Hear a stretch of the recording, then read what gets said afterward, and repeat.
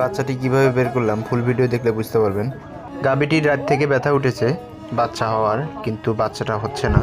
তো খামারি আমাকে ফোন দিয়েছে বিকেল 5টার দিকে।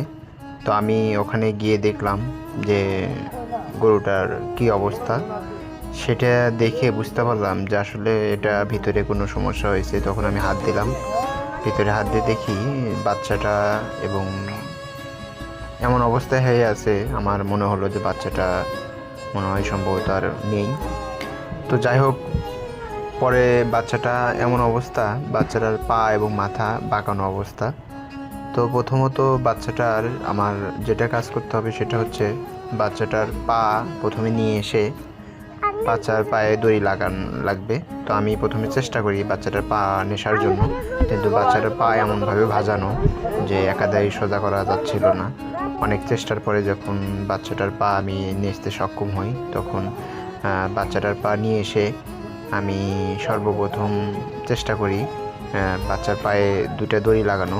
তো যাই হোক, আমি পরে চেষ্টা করে দুই পায়ে দুটো দড়ি লাগানোর পরে তারপরে আমাকে নিয়ে আসতে হবে বাচ্চার মাথা।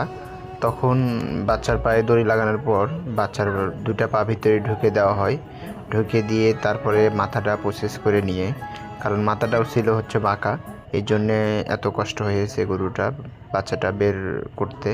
কারণ হচ্ছে এরকম হলে অনেক সময় বাচ্চাটা বেশিরভাগই ক্ষতি হয়ে যায়। তো আমাদের কারোই আশা ছিল না যে বাচ্চাটা বেঁচে আছে। তো যাই হোক, আমি পরে বাচ্চাটার পা ভিতরে ঢুকে দিয়ে বাচ্চার মাথা সোজা করে দিয়ে বাচ্চাটা নেচতে সক্ষম হই।